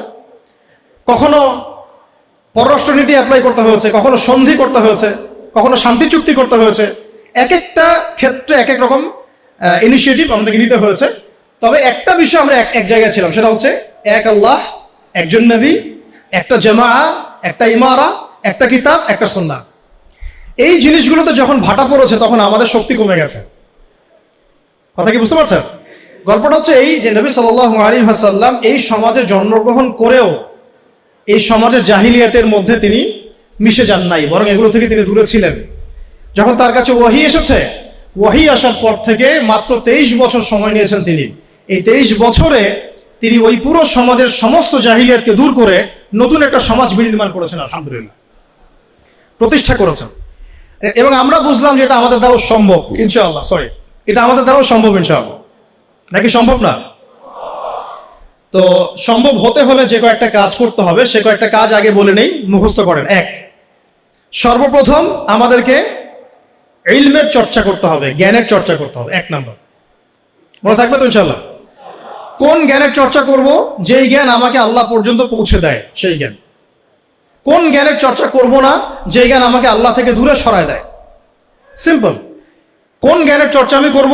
যেই জ্ঞান আমাকে আল্লাহ পর্যন্ত পৌঁছে দেয়। কোন জ্ঞানের চর্চা আমি করব না যে জ্ঞান আমাকে আল্লাহ থেকে দূরে সরায়? 1। 2 নাম্বার হচ্ছে, আমি কি শুধু একমুখী জ্ঞানে শিক্ষিত হব? উত্তর হচ্ছে না। এই যুগকে যদি আমরা ডিল করতে যাই এবং কোরআন সুন্নাহকে হাতে নিয়ে ওয়ার্ল্ডকে চ্যালেঞ্জ করতে চাই, তাহলে আমাকে ভার্সেটাইল নলেজ রাখতে হবে। তবে আমার ভিত্তিটা হবে অবশ্যই তাওহীদের জ্ঞান দিয়ে, কোরআনের জ্ঞান দিয়ে, সুন্নতের জ্ঞান দিয়ে। এরপরে আমি যেদিকে যাব সেটা আমি বাছাই করব, কিন্তু আমার ভিত্তিটা যেন হয় কোরআন এবং সুন্নাহ ভিত্তিক শিক্ষা ব্যবস্থা দিয়ে। এটা নিয়ে দুটো কথা আছে, পরে বলছি ইনশাআল্লাহ। 3 নম্বর যে কাজটা করতে হবে সেটা হচ্ছে, যা শিখবো তার উপরে আমল করতে হবে। যা শিখবো তার উপরে আমল করতে হবে। আমলবিহীন জ্ঞান দিয়ে কোনো কাজ নাই। ইলম শিখলাম কিন্তু আমল নাই, এটা দিয়ে সমাজ পরিবর্তন হবে না, ব্যক্তিও পরিবর্তন হবে না। 4 নম্বর, একা একা ইলম চর্চা করব না, বরেণ্য ওলামায়ে কেরামদের সোহবতে জ্ঞান শিখবো ইনশাআল্লাহ। একটা প্রতিষ্ঠানে আমরা পড়াশোনা করছি, এখানে আপনারা পড়ছেন, আপনি কি একা একা পড়ছেন? একটা সিস্টেম আছে, টিচার আছেন, সিলেবাস আছে। আপনি কি বাসায় বসে অনলাইনেই মাস্টার্স করে ফেলছেন? না, প্রতিষ্ঠানে আসছেন, টিচারের সামনে বসছেন, ক্লাস করছেন, অ্যাসাইনমেন্ট জমা দিচ্ছেন, কোচিং করছেন, প্রয়োজনে মেসে থাকছেন, প্রয়োজনে বাড়িঘর বিক্রি করে দিয়ে ফর্ম ফিল আপ করছেন। আপনার তো স্যাক্রিফাইস আছে, তাই না? আপনারও তো অনেক অবদান আছে। এমনি এমনি তো আপনি সার্টিফাইড হচ্ছেন না, ডিগ্রি অর্জন করছেন না। ঠিক সেম, যদি আপনি দ্বীনের জ্ঞান অর্জন করতে চান তাহলে ওলামায়ে কেরামদের কাছে আপনাকে আসতে হবে। আরবিতে একটা প্রবাদ আছে খুব সুন্দর, যে জ্ঞানের কাছে আসতে হয়, জ্ঞান কারো কাছে যায় না। জ্ঞানের কাছে আসতে হয়, জ্ঞান কারো কাছে যায় না। জ্ঞানের একটা গায়রত আছে, জ্ঞান সহজে কাউকে ধরা দেয় না। যদি আপনি আপনার সমস্ত কিছু জ্ঞান অর্জনের জন্য ব্যয় করেন, তাহলে জ্ঞান আপনাকে তার সামান্য কিছু দিবে, সব দিবে না, সামান্য কিছু দিবে। ইলমের গায়রতটা এরকম। তো এটা করা, তাহলে ওলামায়ে কেরামদের সাথে সোহবতে থাকা, পরামর্শ ভিত্তিক চলা, একা একা না চলা। একা একা চললে দেখা যাবে নেক্সট রোতে ধোকা খাবেন আপনি। কেউ যদি একা একা ডক্টর হয়, চেম্বার খুলে বসে, আপনি কি রুগী দেখাবেন? অনেস্টলি বলেন। ওই যে এক ভাই, ধরেন আমাদের এক ভাই, নাম এক্স আব্দুল্লাহ, তো সে বলছে আমি কোনো ইউনিভার্সিটিতে পড়ি নাই, কিন্তু আমি ডক্টর হয়েছি। তা আমি শুধু ডক্টরই হই না, আমি হার্টের স্পেশালিস্ট, নিউরো মেডিসিন স্পেশালিস্ট। আমি অত বড় সাবজেক্ট বাদ দেন, নর্মালি এমবিবিএস। আমরা কি তাকে আসলে বিশ্বাস করব? তার কাছে কি আমরা যাব চিকিৎসা করাতে? আপনি অন্য কাউকে সাজেস্ট করবেন, তুমি যাও? আমি যাচ্ছি না, তুমি যাও, আপনি কি এটা বলবেন? তাহলে ইলমের ক্ষেত্রে আমরা এমন কেন হলাম? দিনই ইলম অর্জন করতে হলে আমাকে সেই একটা ক্রাইটেরিয়া মেনটেন করে আমাকে আসতে হবে। সিলেবাস লাগবে, ওলামায়ে কেরাম লাগবে, প্রতিষ্ঠান লাগবে, এবং তাদের সোহবতে থেকে দিন শিখতে হবে, সময় লাগবে। এটা কি আমরা 5 বছরও শিখে ফেলেছি? আপনি এখানে সময় দিচ্ছেন 15 বছর, 20 বছর। তাহলে যদি আমরা চাই বড় কোনো ফকিহ হব, বড় কোনো মুজতাহিদ হব, বড় কোনো তাফসীর কারক হব, উলামা হব, তাহলে আমাদেরকে সময় দিতে হবে, 1 দিন 2 দিন না, কমপক্ষে 10 থেকে 15 বছর। এটা দেওয়ার পরেও যে আমরা বড় আলেম হয়ে যাব, মুহাদ্দিস হয়ে যাব, নিশ্চিত না। কারণ এই অঙ্গরে জ্ঞান শেখার কোনো শেষ নাই। তার উপর আবার ওই জ্ঞানের উপর আমল লাগবে। এবং সেই যেটা আমি শিখেছি ওইটা সত্যি সত্যি সমাজে বাস্তবায়ন করছি কিনা এটাও একটা ফ্যাক্টর কি। তো অত গভীরে নিচ্ছি না আপনাদেরকে, মূল কথাটা হচ্ছে ওলামায়ে কেরামের সোহবতে থাকা। এটা হলো 4 নাম্বার। 5 হচ্ছে হালাল খাওয়া, হারামের দিকে না যাওয়া, হালাল রিজিকের দিকে ছোটা, হারামের দিকে না যাওয়া। 6 নাম্বার আখলাক, চরিত্রটাকে পবিত্র রাখার চেষ্টা করা না, বরং আসলে রাখতেই হবে। বোধ দিনী বোন দিনী ভাই সবাইকে বলছে আর কি, আখলাক বা চরিত্রটাকে পবিত্র রাখতেই হবে। এর জন্য যা করার তাই করতে হবে। 7 নম্বর হচ্ছে যে আমাদের আত্মশুদ্ধি অর্জন করতে হবে, তাজকিয়া অর্জন করতে হবে। তাজকিয়া মানে হচ্ছে হৃদয়টাকে পবিত্র রাখা। এখানে দুনিয়াবি লোভ, লালসা, হিংসা, বিদ্বেষ, গীবত, তহমত এগুলো বাদ দিয়ে একটা ফ্রেশ মন লালন করবেন। এই মনটা নিয়ে আপনি আল্লাহর পথে ছুটবেন ইনশাআল্লাহ। 8 নাম্বার সবাই মিলে সৎ কাজে আদেশ করতে হবে এবং অসৎ কাজে নিষেধও করতে হবে। মানে সবাইকেই অ্যাটলিস্ট পার্ট টাইম দায়ী হতে হবে। কয়েকজন মানুষের উপরে দায়িত্ব ছেড়ে দেওয়া যাবে না। কথা কি বোঝাতে পারছি? কয়েকজন মানুষের উপরে দায়িত্ব ছেড়ে দিয়ে আপনি নিশ্চিন্তে বসে থাকবেন না। উম্মাহ আপনার কাছে কিছু চায়, এটা দায়িত্ব শুধু আমার একার না, আপনাদের সবারই। তাই সৎ কাজে আদেশ, অসৎ কাজে নিষেধ সবাইকেই করতে হবে, দিনী ভাই বোন সবাইকে। এখানে সুরত হচ্ছে যার যতটুকু যোগ্যতা ওই আলোকে করব। যে বিষয়টা আমি বুঝি না, যে যোগ্যতা আমার নাই, সেটার দাওয়াত আমি দিতে যাব না। তখন হবে কি, আমি ওইটার দাওয়াত দিলে মানুষ বিভ্রান্ত হবে। ঠিক আমার দাওয়াতে যদি মানুষ আল্লাহর পথে আসে, আমি যেমন নেকি পাবো, ওই রকম আমার দাওয়াতে যদি মানুষ ভুল পথে চলে যায়, আমি কিন্তু গুনাহগারও হব। খেয়াল রাখতে হবে, ঠিক আছে? আর 9 নম্বর হচ্ছে প্রতিভাগুলোকে মূল্যায়ন করা এবং প্রতিভাগুলোকে সততার সাথে বের করা। আপনার মধ্যে কি প্রতিভা আছে, নিশ্চয়ই না কোনো না কোনো প্রতিভা তো আছে। ওই প্রতিভাটুকু অনেস্টলি বের করে আল্লাহর রেজামন্দি, আল্লাহ পাকের সন্তুষ্টির জন্য ওই প্রতিভাটাকে আপনি দিনের পথে কাজে লাগান। আর 10 নম্বর হচ্ছে মুসলিমদের মধ্যে ঐক্য বজায় রাখেন, বিভক্ত হবেন না। ঐক্য বজায় রেখে চলার চেষ্টা করি ইনশাআল্লাহ তাআলা। এই কাজগুলো যদি একটু ইহসানের সাথে দিল লাগিয়ে এবং দীর্ঘ সময় ধরে করা যায়, আমরা খুব আশাবাদী যে এই তরুণ প্রজন্মকে দিয়ে ইনশাআল্লাহ আগামীতে দিনের বড় কোনো খেদমত হবে ইনশাআল্লাহ। তাদের ডেডিকেশন আছে, সাহস আছে এবং অনেক ক্ষেত্রে আবেগও আছে, কিন্তু আমরা চাই না এগুলো মিসইউজ হোক। আমরা চাই এগুলো শুধু আবেগের বসে না, বরং বিবেক দিয়ে ভেবে চিন্তা করে একটা কনস্ট্রাকটিভ জীবনের রসুল মেনটেন করে আপনি সামনের দিকে আগান। আল্লাহ পাক তৌফিক দান করেন। এর বাইরে আরো অনেক কথা আছে, টাইম মেনটেন করা, ভালো প্যারেন্টিং, ভালো পরিবার গঠন করা, সন্তান প্রতিপালন, আরো অনেক ব্যাপার আছে। আমি মেজর কয়েকটা বললাম আর কি। এবং ধারাবাহিকতা বজায় রাখা, আজকে অনেক বেশি করলাম কালকে নাই এমন না হওয়া, অল্প করে হলেও প্রতিদিন কিছু কিছু করে করা। তো এই কাজগুলো যদি আমরা করতে পারি, দিন কায়েম হবে ইনশাআল্লাহ। আশাবাদী আপনারা? এখন বাস্তবতা দেখে আমি আস্তে আস্তে শেষের দিকে যাচ্ছি। অনেক লম্বা করবো না, আপনাদের বিরক্তি ধরাবো না। বাস্তবতাটা হচ্ছে এই যে নবী সাল্লাল্লাহু আলাইহি ওয়াসাল্লাম যে ওহীটা প্রাপ্ত হলেন, সূরা আলাকের প্রথম 5টা আয়াত, কয়টা আয়াত? এটাকে ধরে কয়েকটা কথা বলছি আপনাদের। এই যে 23 বছরের কথা আমি বললাম, যে 23 বছরে সমাজটা পরিবর্তন হয়ে গেছে।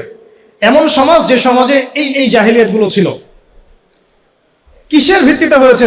জাদু দিয়ে, মানুষকে পিটিয়ে, রিমান্ডে নিয়ে টর্চার করে, মানুষকে উঠিয়ে আয়না ঘরে নিয়ে পরিবর্তন করা হয়েছে। কোনটা বলেন? মানুষকে দাওয়াত দেওয়া হয়েছে, আল্লাহর দিকে নিয়ে আসা হয়েছে, বুঝানো হয়েছে, মানুষ বুঝে নাই, মানুষ গালিগালাজ করেছে, মেরেছে, সবর করা হয়েছে, প্রয়োজনে দেশ থেকে চলে যাওয়া হয়েছে, তাই না? হিজরত করা হয়েছে। পরে যখন তারা বেশি এগ্রেসিভ হয়ে গেল, তখন আমাদেরকে বদরে আসতে হলো। বদরে তো আমরা প্রথমে যাই নাই, তাই না? রাষ্ট্র যখন কায়েম করেছি তারপরে গিয়েছি। রাষ্ট্র কায়েম করার আগে তো আমরা বদরে যাই নাই। এখন আমরা এই পুরো যে কাজগুলো হয়েছে, এর গোড়াটা যদি আপনি সার্চ করেন, দেখবেন সেটা হচ্ছে ওই প্রথম ওহীর ভিত্তিতে। ইকরা বিসমি রাব্বিকাল্লাযী খালাক। প্রথম ওহীটা কি ছিল? ইকরা বিসমি রাব্বিকাল্লাযী খালাক। আজকে একটু সময় নিয়ে আমি আয়াতগুলো আপনাদেরকে বোঝাচ্ছি। অনেক জায়গায় সময় পাই না, পরিবেশ পাই না। আমার কাছে মনে হচ্ছে এখন বলার মতো পরিবেশ আছে, তাই বলছে। ধৈর্য আছে আপনাদের? আচ্ছা, একটু শুনেন, আয়াতগুলো শুনেন। অনেকে এইটুক বলে আর কি, ইকরা বিসমি রাব্বিকাল্লাযী খালাক। এবং আমি দেখেছি অনেক সেকুলার প্রতিষ্ঠান ইভেন ইংলিশ মিডিয়াম স্কুল কলেজের বাইরেও আয়াতটা লেখা আছে। আসলে এর দ্বারা কি বোঝানো হয়েছে? নবী সাল্লাল্লাহু আলাইহি ওয়াসাল্লাম পেরেশান, এই সমাজটাকে কিভাবে পরিবর্তন করব। তিনি সমাজের এই জাহিলিয়াতগুলো থেকে নিজেকে দূরে সরিয়ে রাখেন, ওই হেরা গুহায় গিয়ে বসে থাকেন। আপনারা যারা নামাজ পড়েন 5 ওয়াক্ত, আপনার কানের পাশে যদি মিউজিক প্লে করা হয় ধুমধারাক্কা, আপনার কি ভালো লাগে? ভালো লাগে কি আপনার? নিশ্চয়ই ভালো লাগে না। আর নবী সাল্লাল্লাহু আলাইহি ওয়াসাল্লাম, যার আগেও কোনো গুনাহ নাই পরেও কোনো গুনাহ নাই, তার কাছে কেমন করে ভালো লাগবে? তিনি তো একজন নবী। সমাজে এইসব জাহিলিয়াত দেখে তিনি দূরে সরে থাকেন। দেখেন আমাদের সমাজেও কিন্তু যে মানুষগুলো একটু আল্লাহওয়ালা, সমাজের জাহিলিয়াত তাদেরকে ভালো লাগে না, তারা আলাদা হয়ে চলে। তখন সমাজ তাদেরকে বলে তারা আনসোশ্যাল, তাই না? আমরা বিপদে পড়ি, তখন খুব বিব্রতকর অবস্থায় পড়ি। তা নবী সাল্লাল্লাহু আলাইহি ওয়াসাল্লাম সেখানে পেরেশান। আল্লাহ পাক তখন পেরেশানি দূর করছেন এইভাবে ওহী নাজিল করে, যে আপনি যে সমাজটাকে পরিবর্তন করতে চাচ্ছেন এটা এমনি এমনি হবে না, এটার জন্য জ্ঞানের চর্চা দরকার, জ্ঞানের বিপ্লব দরকার। সুবহানাল্লাহ। এই জন্য প্রথম আয়াত আসছে পড়ুন। প্রথম আয়াত তো বলা হয় নাই যে শিরক করবেন না, মাদক দ্রব্য কেউ সেবন করবেন না, পর্দা করো, ইভেন নামাজ পড়ো, আল্লাহকে সিজদা করো, হ্যাঁ, সুদ খেও না, এরকম কি প্রথম আয়াত ছিল? প্রথমে বলা হচ্ছে পড়াশোনা করতে। ইকরা বিসমি রাব্বিকাল্লাযী খালাক। ইকরা মানে পড়ুন, ইকরা মানে বিসমি মানে নামে, নাম দ্বারা, রব্বিক, রব্বিক মানে আপনার রবের, রব্বিকা আপনার রবের, আল্লাযী যিনি, খালাকা সৃষ্টি করেছেন। অর্থ দাঁড়াচ্ছে ইকরা বিসমি রাব্বিকাল্লাযী খালাক, পড়ুন আপনার সেই রবের নামে যিনি আপনাকে সৃষ্টি করেছেন। শুরুতে বলেছিলাম, আপনাদের মনে আছে কিনা, যে জ্ঞান আপনাকে আল্লাহর দিকে নিয়ে যাবে সেটাই জ্ঞান। এইটা হচ্ছে দ্য ডেফিনেশন অফ নলেজ। বুঝতে পারছি কি ভাই? জ্ঞানের সংজ্ঞা কি? যে জ্ঞান আপনাকে আল্লাহর দিকে নিয়ে যাবে সেটাই হচ্ছে মূলত জ্ঞান। ইকরা বিসমি রাব্বিকাল্লাযী খালাক। এখনকার এই আয়াতটা নিয়ে আগে দুটো কথা বলে নেই। আচ্ছা দাঁড়ান, আগে অনুবাদটা করে নেই।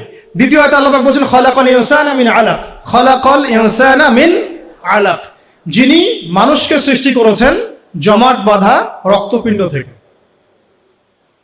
পুরা আমাদের যে মেডিকেল সায়েন্স আছে, এই আয়াত থেকে তাদের শেখার যে কত কি আছে আল্লাহ ভালো জানেন। ইকরা ওয়া রাব্বুকাল আকরাম, ইকরা ওয়া রাব্বুকাল আকরাম, আপনি পড়ুন, আপনার রব মহিমান্বিত। আল্লাযী আল্লামা বিল কলম, যিনি মানুষকে কলম দ্বারা জ্ঞান শিক্ষা দিয়েছেন। পুরো সিস্টেমটার মধ্যে আপনার কলম, এবং সেই লাউহে মাহফুজেও আছে কলম। কলম দিয়ে লাউহে মাহফুজে লেখা হচ্ছে। ইভেন কলম আল্লাহ পাকের প্রাচীন সৃষ্টি। আমাদেরকে সৃষ্টি করার, আসমান জমিন সৃষ্টি করার 50,000 বছর আগে আল্লাহ পাক এই কলম, এই লাউহে মাহফুজ, আরশ, এগুলো সব সৃষ্টি করেছেন। তাকদীর লিখে ফেলেছেন। কলমকে আল্লাহ পাক বলেছেন উকতুব, লিখো। কলম বলেছে মাযা আকতুব, আমি কি লিখবো? আল্লাহ পাক বলেছেন কিয়ামত পর্যন্ত যা হবে সব লিখে ফেলো। আমরা যে জীব আর জড়র সংজ্ঞা পড়েছি, সংজ্ঞাটা ঠিক না। আল্লাহ পাকের যখন হুকুম হবে, আজকে আমরা যেখানে বসে আছি এই জমিনও কথা বলবে ইনশাআল্লাহ। ইয়াউমাইযিন তুহাদ্দিসু আখবারাহা, যেদিন এই জমিন তার বৃত্তান্ত বর্ণনা করবে। তো জীব জড়ের এই ক্লাসিক্যাল সংজ্ঞা বাদ দিয়ে আমরা এটা বোঝার চেষ্টা করি। তো আল্লাহ পাক বলছেন যে যিনি মানুষকে কলম দ্বারা জ্ঞান শিক্ষা দিয়েছেন। শুধু তাই না, আল্লামাল ইনসানা মা লাম ইয়ালাম, তিনি মানুষকে সেই জ্ঞান শিক্ষা দিয়েছেন যা মানুষ জানতো না। আপনারা যখন আর একটু পড়াশোনা করবেন দেখবেন বুদ্ধিবাদ পড়ানো হবে, যে মানুষ বায়োলজিক্যালি জ্ঞান অর্জন করেছে এমনটা পড়ানো হয়। অভিজ্ঞতাবাদ পড়ানো হয়, কেউ কেউ সমন্বয় মতবাদ পড়ার। কিন্তু আসলে জ্ঞানের উৎস কিন্তু আমরা না। জ্ঞানের মূল উৎস হচ্ছে আল্লাহ পাক নিজে, স্বয়ং তিনি হচ্ছেন জ্ঞানের মূল উৎস। আল্লাহ নিজে তার সৃষ্টিকে, মানে বান্দাদেরকে জ্ঞান শিক্ষা দিয়েছেন।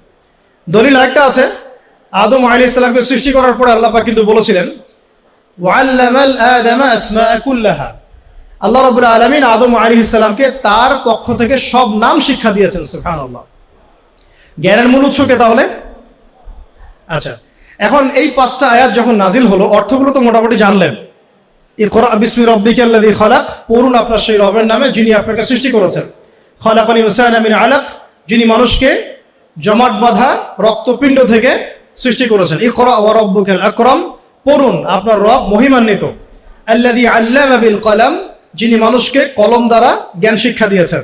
আল্লামাল ইনসান মা লাম ইয়ালাম, মানুষকে সেই জ্ঞান শিক্ষা দিয়েছেন যা মানুষ জানতো না। এই যে গল্পের জার্নি বিগিনস সেখান থেকে। এরপরে 23 বছর পরে আপনি মক্কার দিকে তাকান, দেখবেন সেখানে কোনো শিরক নাই, আছে?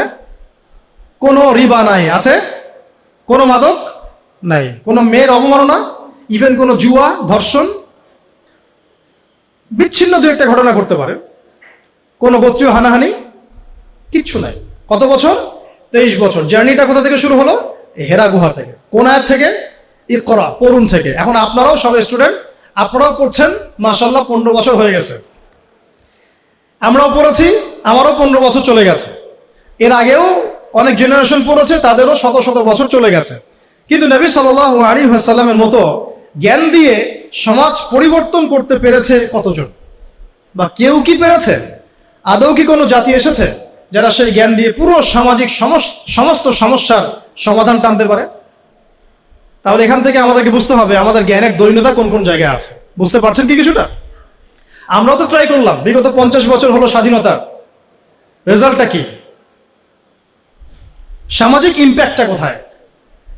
ইম্প্যাক্ট এইখানে, নামাজ, রোজা, হজ, যাকাত, বাস। ইভেন যাকাতও এখন খুব একটা মানুষ দেয় না, ইল্লা মাশাআল্লাহ। বেশিরভাগ মানুষ কিন্তু যাকাত দেয় না।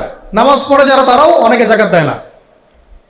কিন্তু ইসলামের অন্যান্য যে বিধানগুলো আছে, এই বিধানগুলোর কয়টা সমাজে বাস্তবায়িত হয়েছে?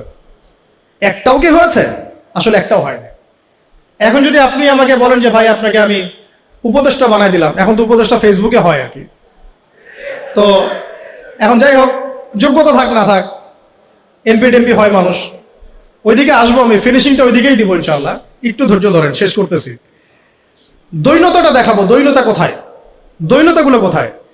যদি বানায় দেন এবং আমাকে যদি বলেন ভাই কোরআনের তো আছে যে চুরি করলে চোরের হাত কেটে ফেলো, ব্যভিচার করলে রজম করো, তারপরে বেত্রাঘাত করো, মাদক দ্রব্য সেবন করলে বেত্রাঘাত করো, তারপরে হত্যা করলে কিসাস করো, মুরতাদ হয়ে গেলে তাকে মৃত্যুদণ্ড দাও, কেউ নবীকে গালি দিলে সাল্লাল্লাহু আলাইহি ওয়াসাল্লাম তাকেও হত্যা করো। আমি যদি এগুলো বাস্তবায়ন করতে চাই আগামীকাল, আমি কি আদৌ পারবো? এখন প্রশ্ন হচ্ছে কেন পারবো না? উত্তর, একবাক্য উত্তর হচ্ছে, আমাদের সমাজের মানুষ বিগত সময়গুলোতে নামাজ, রোজা, হজ, যাকাত এই শব্দগুলো যতটা শুনেছে, শরিয়া, দাওয়াত, জিহাদ, ইকামতের দিন, কিসাস, হুদুদ এই শব্দগুলো শোনে নাই। বুঝতে পারতেছে না? নামাজ শব্দ অর্থ জানেন কারা কারা? হাত তুলতে বললে সবাই হাত তুলবেন, তাই না? যাকাত শব্দের অর্থ কারা কারা জানেন বললে সবাই হাত তুলবেন। তা আমি যদি বলি হুদুদ অর্থ কি, কয়টা এবং কি কি, দেখবেন অনেক হাত নেমে গেছে। কিসাস অর্থ কি, কত প্রকার, কি কি, হাত নেমে যাবে। শরিয়া আইন কত প্রকার, কি কি, কোন কোন আইনগুলোকে শরিয়া আইন বলে আমরা অনেকেই জানবো না।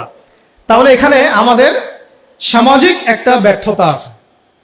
এই ব্যর্থতাটা আমরা আমাদের কাঁধে নিতে চাই, অন্যদেরকে দিতে চাই না। এই ব্যর্থতা তাদের যারা এইসব জায়গায় দাঁড়িয়ে কথা বলি, যারা আমরা লিখি, যারা আমরা অন্যকে নাসিহাত করি, যারা আমরা মিম্বরে বসি, যারা আমরা খুতবা দেই, ওয়াজ মাহফিলের প্যান্ডেলে বসি, আমাদের সবার দায়িত্ব এটা, আমাদের কাঁধে আসবে এটা। কেন জনগণ এই শব্দগুলো জানে নাই?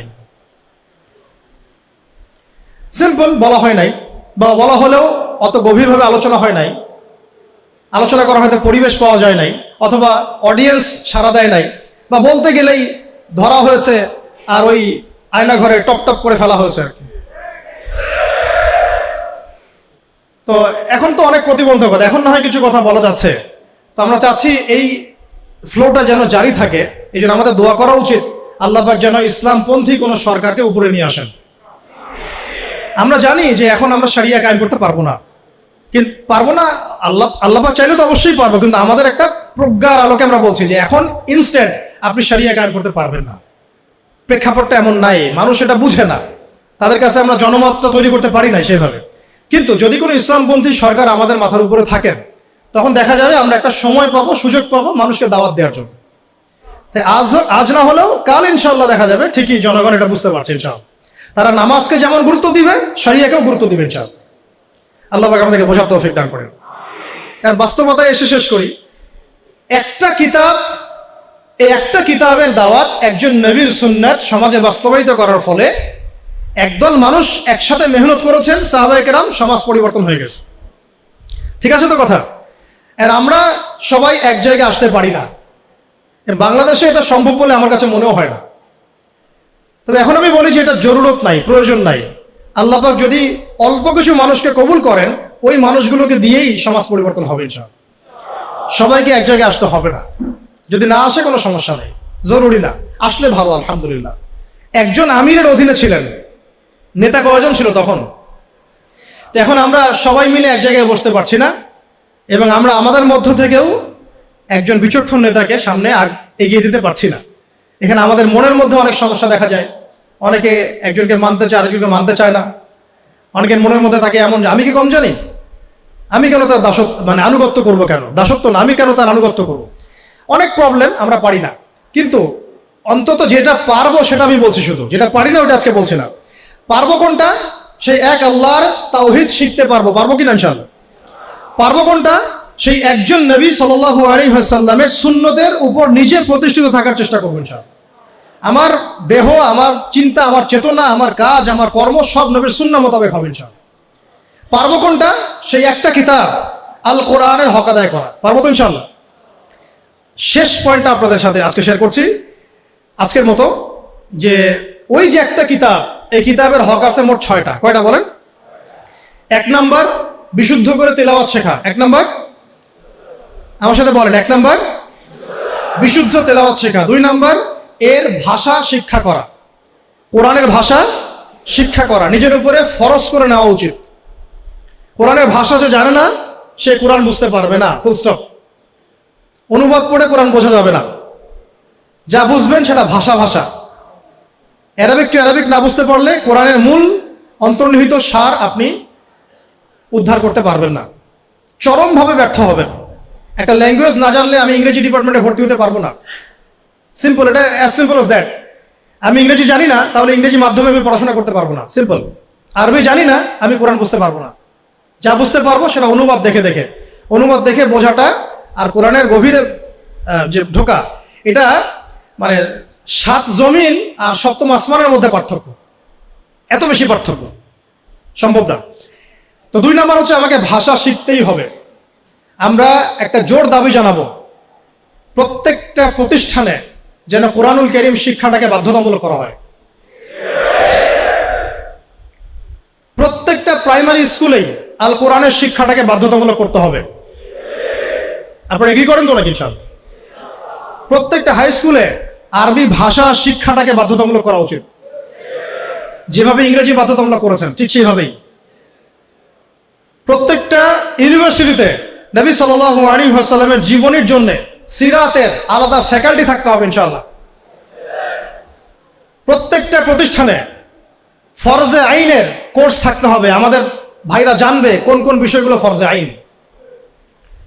প্রতিটা বিশ্ববিদ্যালয়ে আমাদের উচিত আল কোরআনের তাফসীরের জন্য কিছু কিছু ফ্যাকাল্টি চালু করা, ইসলামের ইতিহাস চালু করা, ইসলামী ফিকহের নলেজ অর্জন করা, এবং আকীদার জ্ঞান অর্জন করা। অন্তত এই 4-5টা সাবজেক্ট আমাদের প্রত্যেকটা প্রতিষ্ঠানে থাকা উচিত।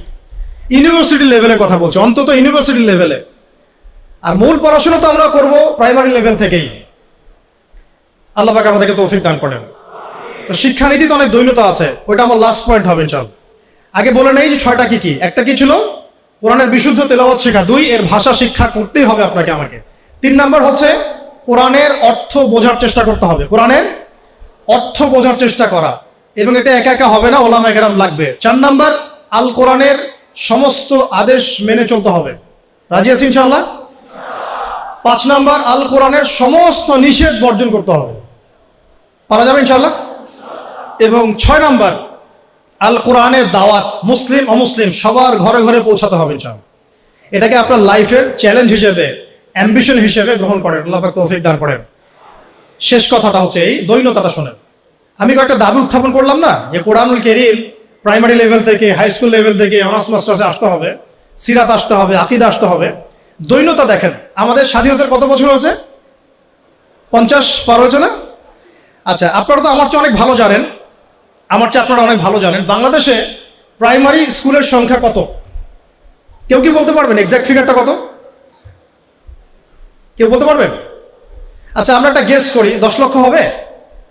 হবে না মনে হয়। 1 লক্ষ হবে? 1 লক্ষ হবে? 68,000 হবে? হওয়ার তো কথা, 68,000 তো হওয়ার কথা। আচ্ছা, আমি এটা বাদ দিলাম, স্কুল আছে, চলে কাদের আন্ডারে? গভর্নমেন্টের আন্ডারে, তাই তো? গভর্নমেন্ট তো চেঞ্জ হয়েছে বিভিন্ন সময়, হয়েছে না? আচ্ছা, মূল দৈন্যতা ধরে নেন, এটাই শেষ অংশ আলোচনা। এই অ্যাপ্রক্সিমেটলি 50,000 প্রাইমারি স্কুলে নিঃসন্দেহে 5 লাখ স্টুডেন্ট পড়াশোনা করে কমপক্ষে, অথবা 10 লাখ, অথবা 15 লাখ, অথবা 20 লাখ। আপনি সমস্ত স্টুডেন্টদেরকে যারা ক্লাস 5 পাস করেছে সবাইকে একটা ময়দানে জড়ো করেন, তাদের সবাইকে শুধুমাত্র সূরাতুল ফাতিহা এর তেলাওয়াতটা শুদ্ধ হয় কিনা যাচাই করেন, দেখবেন 90% এর তেলাওয়াত ঠিক নাই। যে 10% এর তেলাওয়াত ঠিক আছে তারা শিখেছে বাসায় বা কোনো হুজুরের কাছে বা কোনো বক্তব্যে, নট স্কুলে। এটা আপনার মুসলিম প্রধান দেশের শিক্ষা ব্যবস্থা। I am very sorry to say, এবং আমি ক্রিটিসাইজ করতে চাচ্ছি না, আমি জাস্ট নসিহতমূলকভাবেই বলছি কথাগুলো। কারণ আমরা এই জাতির একটা পার্ট তো অবশ্যই। এই জাতি তো আমাদেরও, এই সমাজ তো আমাদেরও, এই রাষ্ট্র তো আমাদেরও, নাকি আমরা ভেসে আসছি? আপনার ছোট্ট মেয়েটা বা ছেলেটা বা আপনার ভাই বোন যে ক্লাস 5 পাস করেছে প্রাইমারি স্কুলে বা কোনো বেসরকারি স্কুলে বা কোনো ইংলিশ মিডিয়াম স্কুলে, সে আল কোরআন তেলাওয়াত তো দূরে থাক, সূরা ফাতিহা বিশুদ্ধ করে পড়তে পারে না। আর আমরা নিজেদেরকে মুসলিম দাবি করছি, তার মানে আমরা কোরআনকে গুরুত্ব দিই না। সিম্পল। আপনার ওই ক্লাস 5 পাস করা ছেলেটা বাংলা পড়ে, কবিতা পড়ে, ইংরেজি পড়ে, অঙ্ক পড়ে, সবই পড়ে, কোরআন পড়ে না, তার মানে আপনি কোরআনকে গুরুত্ব দেন না। সিম্পল। কোরআন আপনার কাছে 4th সাবজেক্ট, আমার কাছে 4th সাবজেক্ট। মুসলিম প্রধান দেশের শিক্ষা সিস্টেম। আমরা অনেক কথা বলছি, উপদেষ্টা, এই প্যানেল, সেই প্যানেল, কমিশন। শিক্ষা কমিশন নিয়ে কোনো আলোচনা হচ্ছে না, শিক্ষা কমিশনটা গঠন করা হচ্ছে না, সেই প্রাচীন কমিশন আবার ইম্পোজ করার চেষ্টা করা হচ্ছে।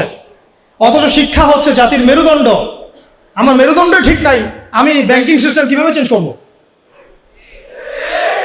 খালি মদের বোতল চেঞ্জ করলে হবে, নাকি নতুন বোতলে পুরাতন মদ খাওয়াতে চাচ্ছেন? কোনটা? এটাই তো। মদের বোতল চেঞ্জ করলে হবে?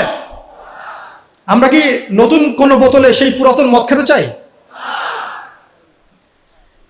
এবার আসেন, এই 50,000 প্রতিষ্ঠানের স্টুডেন্টদের কথা বাদ দেন, তাদেরকে যারা পড়ায় সেই সমস্ত শিক্ষকদেরকে একটা জায়গায় বসান। এই সমস্ত শিক্ষকদের কোরআন তেলাওয়াত চেক করেন, এদের 90%, তাদের 90% কোরআন বিশুদ্ধ করে তেলাওয়াত করতে পারে না। তারা আপনার বাচ্চার শিক্ষার দায়িত্ব নিয়েছে। আমার বাচ্চাকে এমন একজন টিচার পড়ায় যে আল্লাহর কিতাব পড়তে পারে না, যে মুসলিম। আমি অমুসলিমদের কথা বলছি না, এখানে কোনো অমুসলিমদের কি আলোচনা হচ্ছে না, ঠিক আছে? সরায় দেন। এবার আসেন হাই স্কুল, সংখ্যা কত? দেখবেন লাখ লাখ। হাই স্কুলের সব স্টুডেন্টদেরকে বসান, একজন একজন করে চেক করেন, দেখবেন এদের মধ্যেও মিনিমাম 80% কোরআন তেলাওয়াত করতে পারে না। তার হাই স্কুলে পড়াশোনা করেছে 8 থেকে 10 বছর, 8 থেকে 10 বছর, প্রায় লক্ষ লক্ষ টাকা খরচ করা হয়েছে, সময় দিয়েছে, তারা পরিশ্রম করেছে, পরীক্ষার পর পরীক্ষা, এক সেমিস্টার আরেক সেমিস্টার, এক টার্ম আরেক টার্ম, কোচিং, প্রাইভেট, অ্যাসাইনমেন্ট, এইটা সেইটা, কোরআন তেলাওয়াত করতে পারে না। আর আমরা আইএমএ জাহিলিয়াতকে চেঞ্জ করতে চাচ্ছি, অথচ আমি দেখালাম চেঞ্জটা হয়েছে ইকরা বিসমি রাব্বিকাল্লাযী খলাক দিয়ে। জার্নি এখান থেকে শুরু হয়েছিল। এমন কোন সাহাবী আপনি খুঁজে পাবেন না যিনি কোরআন তেলাওয়াত করতে পারে না। এমন কোন সাহাবী আপনি পাবেন না যিনি কোরআনের অর্থ বুঝেন না। এমন কোন সাহাবী পাবেন না যিনি কোরআনের আদেশ নিষেধ মানেন না, দাওয়াতের কাজ করেন না। এবার এই হাই স্কুলের সব বাচ্চাদেরকে সরায় দেন, সরায় দিয়ে সব টিচারদেরকে বসান। হাই স্কুলের যারা টিচার তাদের মধ্যে ম্যাক্সিমামই 70% তো হবেই আমার ধারণা যারা কোরআন তেলাওয়াত করতে পারেন না। ইভেন সূরাতুল ফাতিহা আপনাদের শুদ্ধ না, সূরা ফাতিহা শুদ্ধ না। আপনারা লক্ষ লক্ষ স্টুডেন্টের ভবিষ্যৎ বিনির্মাণের দায়িত্ব নিয়ে বসে আছেন, কোরআন তেলাওয়াত করতে পারেন না। আপনি কোরআনকে গুরুত্ব দেন না। ইলমের মূল যে সোর্স, জ্ঞানের মূল যে উৎস, তার সাথে আপনার কোনো তাল্লুক সম্পর্ক নাই, কিন্তু আপনি জাতির শিক্ষক, বেতন পাচ্ছেন, ভাতা পাচ্ছেন, কোনো কোনো ক্ষেত্রে আপনি পেনশন পাচ্ছেন, ইত্যাদি ইত্যাদি। একটু উপরে যাই, এই যে বলেছিলাম শেষে একটু চেপে ধরবো আর কি, এটা চেপে ধরার সময় খুব বেশি হয়ে যাচ্ছে নাকি? প্র্যাকটিক্যাল কিছু কথা, শেষ 5 মিনিট ইনশাল্লাহ। এরপরে একটু উপরে যাই, আপনারা কোন লেভেলে আছেন? অনার্স। অনার্স লেভেলে বাংলাদেশের প্রতিষ্ঠান নিশ্চয়ই হাজারের কম না, হ্যাঁ? রিনাউন্ড প্রতিষ্ঠান, স্ট্যাবলিশড। তাদের সমস্ত স্টুডেন্টের মধ্যে ছেলে আছে, মেয়ে আছে, সবাইকে একটা মাঠের মধ্যে বসা সবাইকে একজন একজন করে ইন্ডিভিজুয়ালি অনলি সূরা ফাতিহার তেলাওয়াত শোনেন, অনলি সূরা ফাতিহা। আমি কিন্তু আল কোরআনের পুরা অনুবাদের কথাও বলি নাই, তাফসিরের কথাও বলি নাই, অর্থের কথাও বলি নাই, কিছুই বলি নাই। দেখবেন এর মধ্যে মিনিমাম 60% তেলাওয়াত সহিহ না, করতেই পারে না, দাঁত ভেঙে যাচ্ছে। সে পড়াশোনা করছে 15 থেকে 16 বছর ধরে, আরো বেশি হতে পারে, আরো বেশি হবে।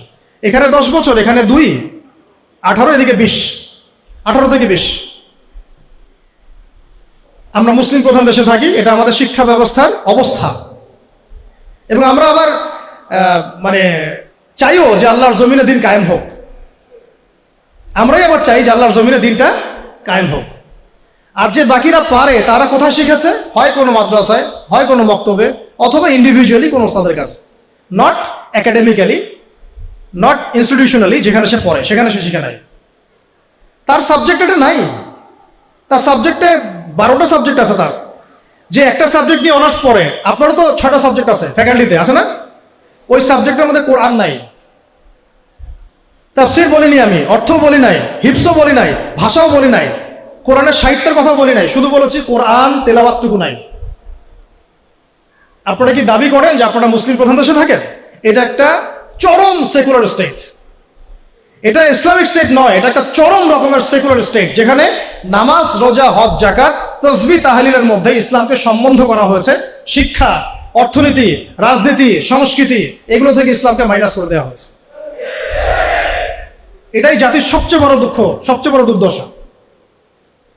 আল্লাহ পাক আমাদেরকে বোঝার তৌফিক দান করেন। এবার এই সমস্ত অনার্স পড়ুয়া ভাইদের, বোনদের, টিচারদেরকে আমরা বসাতে চাই একটা জায়গায়। এটা কল্পনা করছি আর কি, আমরা অঙ্ক করি মনে মনে। বসান, একজন একজন করে আপনি চেক করেন। তারা বাংলায় পারদর্শী থাকবে, সাধারণ জ্ঞান তারা জানবে, সাম্প্রতিক বিশ্ব তাদের মুখস্থ থাকবে, তারা কেউ কেউ বিসিএস ক্যাডার হবেন, আরো বড় হতে পারেন। ইংরেজি একদম ফ্লুয়েন্টলি বলে দিবেন, আমি যে লেকচার দিলাম সেটা ইংরেজিতে অনুবাদও করতে পারবেন। এবং রাষ্ট্রীয় বড় বড় দায়িত্বে তারা থাকবেন, বেতন পাবেন, ভাতা পাবেন, বাড়ি গাড়ি পাবেন। বাট আপনারা অন্তত 50% তাদের কোরআন তেলাওয়াত করতে পারেন না। আপনারা লক্ষ লক্ষ তরুণ প্রজন্মের মেরুদণ্ড গড়ার কারিগরের দায়িত্ব নিয়েছেন কোরআন ছাড়াই, কোরআনের সাথে কোন রকম সম্পর্ক ছাড়াই। হ্যাঁ, ওই বয়সে গিয়ে অনেকে হয়তো চিল্লা দিচ্ছেন, তাবলীগে সময় দিচ্ছেন, বা কোনো মসজিদে যাচ্ছেন, কোনো হুজুরকে ধরছেন, ধরে শিখছেন। তাদের সংখ্যা 0.111%, 0.0011%, খুবই কম।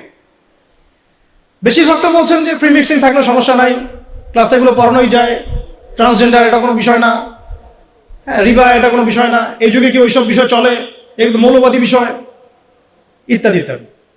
আপনারা পশ্চিমাদের ভাষায় কথা বলছেন। এবার এই সব সরাইদের মাস্টার্সের ভাইদেরকে বসান, সেম অবস্থা। লম্বা করছে না, মাস্টার্সের টিচারদেরকে বসান, সেম অবস্থা। এখন বাইরে আছে আমাদের বেসরকারি ইংলিশ মিডিয়াম প্রতিষ্ঠানগুলো, তাদেরকে বসান, সেম অবস্থা। কিন্তু কোনো কোনো ক্ষেত্রে দেখা যায় তাদের মধ্য থেকে কোরআনের হাফেজ বের হয়েছে। এমনও ইংলিশ মিডিয়াম স্কুল আছে, আমি নিজেও এক সময় কাজ করেছি। আমাদের পড়াশোনার ব্যাকগ্রাউন্ড তো এগুলোই ছিল আর কি। ওখানেও দেখতাম অনেক হাফেজ আছে, হচ্ছে, প্রাতিষ্ঠানিকভাবে হচ্ছে, অথবা বেসরকারিভাবে হচ্ছে, বা ব্যক্তিগত উদ্যোগে হচ্ছে। তো ইংলিশ মিডিয়াম প্রতিষ্ঠানগুলোকে বসান, সেম সেম অবস্থা দেখবেন। অন্যান্য সরকারি কারিকুলামের বাইরে যারা বেসরকারি স্কুল করেছেন তাদেরকে বসান, দেখবেন সেম অবস্থা। বেসরকারি স্কুল, বেসরকারি কলেজ, বেসরকারি ইউনিভার্সিটি, সেম অবস্থা। তাদের বড় বড় গর্জিয়াস প্রতিষ্ঠান আছে, বিশাল বিশাল ক্যাম্পাস, বিশাল বিশাল জমি, কোরআন নাই। ইল্লাল কোরআন, কুল্লু শাই মওজুদ, সবকিছু মওজুদ আছে ইল্লাল কোরআন, কোরআন ছাড়া। যেটা আছে এটা এতই কম, এটা আই ওয়াশ শোডাউন করা ছাড়া কিচ্ছু না। এটা আই ওয়াশ করা যে আমি কিছুটা কোরআন পড়াই। আমাদের ওস্তাদ একটা কথা বলেন, আমাদের ওস্তাদের কথা বলছি, ওস্তাদ হচ্ছেন আমাদের বাইতুল মোকাররমের বর্তমান খতিব। তিনি একটা কথা বলেন যে মানুষ, এটা আমাকে বলেছেন পার্সোনালি, অন্যদেরকে বলেছেন নাম জানি না, যে মানুষ যে বিষয়টাকে গুরুত্ব দেয় তার জন্য মানুষ সময় ঠিকই বের করে নেয়। মানুষ যে বিষয়টাকে গুরুত্ব দেয় তার জন্য মানুষ সময় ঠিকই বের করে নেয়। ফোন চালাতে তো আমাকে বলা হচ্ছে না, আমি টাইম বের করে নিচ্ছি। বড় বড় ক্ষেত্রে গার্লফ্রেন্ডকে সময় দিতে আমাকে বলা হচ্ছে না, আমি টাইম বের করে নিচ্ছি। আমি ইউটিউবিং করতে টাইম বের করে নিচ্ছি। আমি ব্যবসার জন্য টাইম বের করছি, রাজনীতি করার জন্য টাইম বের করছি। কোরআন শেখার জন্য আমার টাইম হচ্ছে না। তার মানে আমি কোরআনকে, সিরাতকে, হাদিসকে, ইসলামের প্র্যাকটিক্যাল বিষয়গুলোকে আমি এতটা মূল্যায়ন করছি না। As simple as that. তো উস্তাদের একটা কিতাব আমার হাতে আছে, জাস্ট একটা বলে দেই, কয়েক সেকেন্ড লাগবে। প্রত্যেক ভাই যারা আজকে লেকচার শুনছেন, যারা তালেব ইলম মানে জ্ঞানের ছাত্র, আমরা আলেম হওয়ার কথা বলছি না, আমরা বলছি শুধু তালেবে ইলম হয়ে যান, মানে জ্ঞানের ছাত্র হয়ে যান। যারা জ্ঞানের ছাত্র হতে চান, যে আমি একটু জ্ঞান শিখবো, আমি একটু ছাত্র হব, এই বইটা মাস্ট বি পড়বেন। বইটার নাম হচ্ছে তালেবান ইলম পথ পাথেয়। এই তালেবান মানে তালেবান ভাই না, আবার আফগানিস্তানের তালেবান ভাইদের কথা বলা হচ্ছে না। তালেব মানে হচ্ছে কি? ছাত্র, অনুসন্ধানকারী। তালেব মানে কি? অনুসন্ধানকারী, মানে যে জ্ঞান শিখতে চায়। তালেবান ইলম, ইলমের তালেব যারা, জ্ঞানের অনুসন্ধানী যারা, তাদের জন্য পথ ও পাথেয়। এত চমৎকার একটা কিতাব, যেটা একবার পড়তে শুরু করলে আপনার কাছে মনে হবে শেষ না করে না উঠি। কিতাবটা বাসায় সংগ্রহ করে পড়ার চেষ্টা করেন ইনশাআল্লাহ। বাংলাদেশের সৌভাগ্য যে বাংলাদেশে বাইতুল মোকাররম তার মতো মানের একজন খতিব পেয়েছে, আলহামদুলিল্লাহ। আমরা এটাই চাই যে এভাবেই ইসলামের একটা প্রসার ঘটতে থাক। এতে করে আগামী 5 বছর 10 বছর পরে যে বাংলাদেশ আপনারা দেখবেন, সেটা দেখে অবশ্যই পশ্চিমারা আমাদের দিকে তেড়ে আসবে ইনশাআল্লাহ। আমরা চাচ্ছি আসুক ইনশাআল্লাহ। শেষ কথা, এবার এই পুরো শিক্ষা সিস্টেমটা যারা পরিচালনা করেন তাদের সবাইকে একটা জায়গায় বসাই, অঙ্ক করি মনে মনে আর কি, সবাইকে একটা কনফারেন্স হলে বসায় দেন। যারা যারা এই শিক্ষা সিস্টেমটাকে ডিল করে, যারা নীতি নির্ধারক, পলিসি মেকার এই শিক্ষা সিস্টেমের, যেটা বিগত প্রায় 40-50 বছর থেকে চলছে মুসলিম কান্ট্রিতে আর কি, যার ভুক্তভোগী আমরা সবাইকে আপনি একটা জায়গায় বসান। আমি গ্যারেন্টি দিচ্ছি তাদের 80% সূরা ফাতিহা পড়তে পারে না, আরো বেশি হইতে পারে। আমি কমায় বলছি, বাকি যারা পারে তারা ব্যক্তিগত উদ্যোগে শিখেছে। এবার আরেকটু পরে যাই, এই শিক্ষা কমিশনটা যারা নিয়ন্ত্রণ করে, এই সমস্ত পার্লামেন্ট সদস্যদেরকে বসান, তারাই তো নিয়ন্ত্রণ করে, তাই তো? 360 জনকে বসান, স্পিকার সাহেব সহ। তাদের মধ্যে কেউ কেউ হয়তো সহিহ বুখারী পড়েছে বলে দাবি করে আর কি। তো যাই হোক, তাদেরকে বসান একটা জায়গায়। এটা আমি বিনয়ের সাথে বলছি, লজ্জার কিছু নাই এবং আঘাত করতে যাচ্ছি না। এটা তাদেরও তো পরকাল আছে না, আল্লাহর সাথে তো তাদেরও সাক্ষাৎ করতে হবে। যদি বলে আমাদেরকে কেউ দাওয়াত দেয় নাই, আমরা সেই জায়গা দিচ্ছি না, আমি দাওয়াত দিয়েছি আপনাকে, আমি আপনাকে দাওয়াত দিয়েছি, এটা আপনার দলিল, হুজ্জাত। এই 360 জনকে বসিয়ে আপনি তাদের সবার কোরআন তেলাওয়াতটা চেক করেন। আমি আপনাকে গ্যারান্টি দিচ্ছি তাদের 90% বিশুদ্ধ করে কোরআন তেলাওয়াত করতে পারেন। তারা পুরো রাষ্ট্রের শিক্ষা সিস্টেমটাকে নিয়ন্ত্রণ করছেন, পলিসি মেকারদেরও পলিসি মেকার আরো বেশি হবে। তাহলে এই যদি হয় একটা মুসলিম কান্ট্রির অবস্থা, তাহলে আমাদের এই যে লক্ষ লক্ষ না কোটি কোটি ছেলে, কোটি কোটি মেয়ে, হাজার হাজার স্কুল, লক্ষ লক্ষ কলেজ, এই আপনার প্রাইমারি স্কুল, হাই স্কুল, বেসরকারি স্কুল, ইউনিভার্সিটিস, এখানে তো মিনিমাম কোটি কোটি মানুষ পড়াশোনা করছে। এই কোটি কোটি মানুষের শিক্ষার দায়িত্ব যারা নিয়েছেন, তারা কোরআনুল কারীমকে মূল্যায়ন করেন নাই। এই কোরআন বিবর্জিত, সুন্নত বিবর্জিত, সিরাত বিবর্জিত, ইসলামের নীতি নৈতিকতা বিবর্জিত একটা শিক্ষা ব্যবস্থা কিভাবে একটা জাতিকে ইসলামী রাষ্ট্রের দিকে নিয়ে যেতে পারে, এটা আপনাদের কাছে আমার প্রশ্ন। এই প্রশ্ন রেখে আমি আমার বক্তব্য শেষ করছি। ওয়া আখিরু দাওয়ানা আনিল হামদুলিল্লাহি রাব্বিল আলামিন। সুবহানাকা আল্লাহুম্মা ওয়া বিহামদিকা আশহাদু আল্লা ইলাহা ইল্লা আনতা আস্তাগফিরুকা ওয়া আতুবু ইলাইক। আসসালামু আলাইকুম ওয়া রাহমাতুল্লাহি ওয়া বারাকাতুহু। আমরা শেষে শুধু দোয়া করছি, আপনারা দোয়ায় শরীক হন। আমরা দোয়া করি আল্লাহ পাক যেন আমাদের সবাইকে কুরআনুল কারীমের মৌলিক শিক্ষা অর্জন করার তৌফিক দান করেন। আমাদের মাথার উপরে এমন সব মানুষদেরকে আল্লাহ পাক নিয়ে আসেন যারা কোরআনের শিক্ষাকে মূল্যায়ন করবেন ইনশাআল্লাহ, যারা হাদিসের শিক্ষাকে মূল্যায়ন করবেন, নবীর সিরাতকে মূল্যায়ন করবেন। উপরের লেভেল থেকে এমন শিক্ষা ব্যবস্থা যেন চালু করা হয় যাতে করে প্রাইমারি স্কুল থেকেই আমার সন্তান কোরআনের সাথে সম্পৃক্ত হয় ইনশাআল্লাহ। হাই স্কুলে যেতে যেতে সে যেন কোরআনের হাফেজ হয়ে যায়, অনার্সে যেতে যেতে সে যেন আরবি ভাষা শিখে ফেলে, কোরআনের অর্থ করতে পারে, মাস্টার্সে যেতে যেতে সে যেন হাদিসের কিতাব পড়তে পারে। এবং যখন সে রাষ্ট্রের বড় বড় দায়িত্ব নেবে তখন এই ব্যক্তিগুলো ইনশাআল্লাহ কোরআন এবং হাদিসের মানদণ্ডে দেশকে শাসন করবে ইনশাআল্লাহ।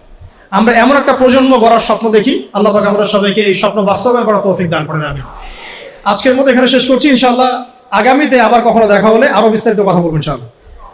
সুবহানাকা আল্লাহুম্মা ওয়া বিহামদিকা আশহাদু আল্লা ইলাহা ইল্লা আনতা আস্তাগফিরুকা ওয়া আতুবু ইলাইক।